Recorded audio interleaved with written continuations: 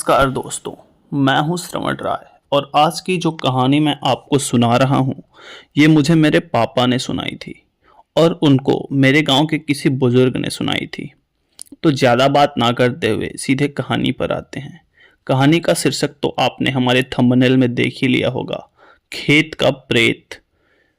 तो गाइस, अब सीधा कहानी पे आते हैं और आपको पूरी कहानी सुनाते हैं।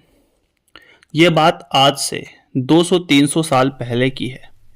उस समय गांव में बिजली नहीं हुआ करती थी, इसीलिए गांव के लोग अपना सारा काम दिन के समय ही निपटा लिया करते थे और रात का कुछ काम जो बच जाता था वो लालटेन या फिर मिट्टी के तेल के दिए के सहारे करते थे। आज की ये कहानी भी कुछ इसी प्रकार की है। उस समय हमारे गांव में एक बहुत बड़ा परिवार हुआ करता था और उन लोगों के पास बहुत सारी ज़मीनें खेत के रूप में थीं। उनके घर कुछ मजदूर काम किया करते थे और वे उस परिवार के विश्वास पात्र मजदूर भी थे। काफ़ी वर्षों से उस परिवार के यहाँ काम करने की वजह से उन सबको अपना काम भली भांति पता था। ऐसे ही एक व्यक्ति थे रमेशर काका, जो उस परिवार के यहाँ खेत की जुताई का काम करते थे। क्योंकि उस समय ट्रैक्टर नहीं हुआ करते थे, इसीलिए खेती बाड़ी का सारा काम बैलों की मदद से होता था। चूँकि रमेशर काका खेत की जुताई का काम करते थे, इसीलिए बैलों के साथ उनका तालमेल काफ़ी अच्छा हो गया था। एक रात रमेशर काका अपने चारपाई पर सो रहे थे। सोते सोते ही वो कल के खेत की जुताई के बारे में सोच रहे थे। पोखर के खेत का 1/3 हिस्सा अभी भी जुताई करना बाकी था। काका ने सोचा कल सुबह जल्दी उठ करके उस हिस्से को भी जोत लेंगे, और यही सोचकर वो बाहर चारपाई पर सो गए। गर्मी का महीना था और उनकी चारपाई उनके झोपड़ी के बाहर ही बिछी हुई थी। चांद की चांदनी चारों तरफ दुधिया प्रकाश फैलाए हुए थी। रात के करीबन 2 बजे ही मुर्गे ने बाग दे दिया। रमेशर काका की नींद खुल गई और उनको लगा कि अब कुछ ही देर में दिन निकलने वाला है। ये सोचकर वो उस बड़े परिवार के उधर जाने लगे जहाँ वो काम करते थे। वहाँ पहुँचकर वो बैलों की एक जोड़ी निकालें और उन पर हल और हरिस लाद कर खेतों की तरफ जाने लगे। हरिस हल से जुड़ा हुआ होता है। आज भी गांव की शादी और विवाह में उसका प्रयोग किया जाता है और उसकी पूजा होती है। तो अब कहानी पर आते हैं। चांद के प्रकाश में रमेशर काका बैलों को लेकर के पोखर वाले खेत पर चले जा रहे थे। रास्ते में पड़ने वाली झाड़ियों के बीच से झिंगुरों की हल्की हल्की आवाज़ आ रही थी। रमेशर काका को चलते चलते अचानक से पीछे से किसी के पैरों की आवाज़ सुनाई दी। काका ने बैलों को रोककर पीछे देखा तो पीछे उनको कुछ भी दिखाई नहीं दिया। काका ने चारों तरफ नजरें दौड़ाई, लेकिन दूर दूर तक कुछ भी दिखाई नहीं दिया। चारों तरफ बस चांद की सफ़ेद चांदनी फैली हुई थी। काका फिर से बैलों को हाँक लिए और खेत की तरफ चलने लगे। पोखर वाले खेत पर पहुंचकर उन्होंने बैलों को हल चढ़ा दिया और खेत में उतर गए और खेत की जुताई करने लगे। वो खेत का एक फेरा पूरा किए ही थे कि तभी उनको खेत की मेड़ पर एक धुंधली सी परछाई धीरे धीरे उनकी तरफ आती हुई दिखाई दी। काका ने परछाई को ध्यान से देखा, पर उन्हें कुछ स्पष्ट दिखाई नहीं पड़ रहा था। आखिर ये कौन है, काका सोचने लगे। काका ने फिर बैलों को आगे बढ़ने के लिए बोला ही था कि अचानक उनकी नज़र बैलों की आंखों पर गया, जिनकी नज़रें उस परछाई की ओर घूर रही थी। काका बैलों को हाँक करके फिर से खेत की जुताई करने लगे और तिरछी नज़रों से उस परछाई को भी बीच बीच में देखने लगे थे। काका का एक और फेरा पूरा होने के बाद काका जब मेड़ के पास आए तो वो परछाई उनके पास आ गई थी।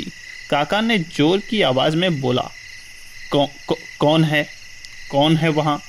फिर वो परछाई हल्की सी मुस्कुराहट के साथ हंसने लगी। काका ने सोचा, लगता है कोई पागल है, सुबह सुबह शौच होने के लिए निकला होगा। लेकिन उन्हें क्या पता था कि अभी रात के 2 बज रहे हैं। खेत का एक और फेरा लगाने के बाद जब काका फिर से मेड़ के पास आए तब उन्होंने देखा कि वो परछाई स्पष्ट दिखाई दे रही है। वो गांव का एक व्यक्ति बिरजू था। काका ने फिर से जोर से पूछा, बिरजू, तू बोल क्यों नहीं रहा है? बिरजू ने तोतली आवाज में बोला, अले रमेशल काका, मुझे थोड़ी सी सुलती देना। रमेशर काका को बिरजू की बात थोड़ी अजीब लगी, क्योंकि गांव के लगभग सभी लोग रमेशर काका को काका कहकर ही पुकारते थे।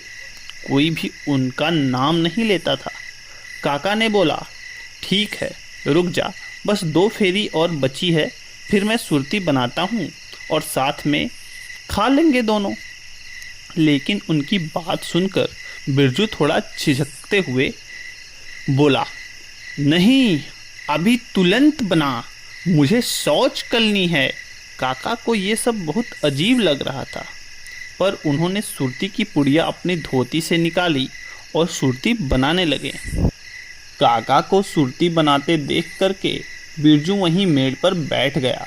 थोड़ी देर में काका सुरती बना करके बिरजू को बोले, हो गई, ले जा अब इसको।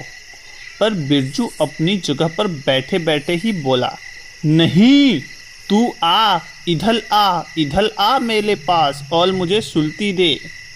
अब काका को सारी गड़बड़ी समझ में आने लगी। काका ने जोर से बोला, बिरजू, जल्दी से उठ वहाँ से और ये सुरती लेकर तुरंत यहाँ से चला जा। बिरजू ने तुरंत बोला, अले तुझे बोला ना, आकल के यहीं पल दे मुझको। काका को अब ये समझते देर नहीं लगी कि ये कोई प्रेत है, क्योंकि गांव के लोगों का मानना है कि भूत प्रेतों की आवाज़ तोतली होती है। और क्योंकि काका बैलों के पास थे और बैलों से लगे हुए हल और हरिश को पकड़े हुए थे, और ऐसा माना जाता है कि गाय या बैल अगर आपके साथ है तो बुरी शक्तियां आपके पास नहीं आ सकती हैं।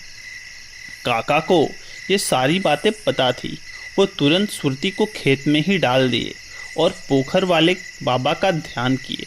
पोखर वाले बाबा पोखरे के पास वाले खेतों के देवता माने जाते हैं और उनको वर्ष में 2 बार मिट्टी के बर्तन में खीर का चढ़ावा चढ़ाया जाता है, ताकि वो खेत और खेत पर जाने वाले लोगों की रक्षा करें। काका ने उनका स्मरण किया और फिर बैलों को घर की तरफ हाँकना शुरू कर दिया। बिरजू के रूप में आया प्रेत दूर से ही उनको अपने पास बुला रहा था, लेकिन बैल और हल होने की वजह से वो उनके करीब नहीं आ रहा था।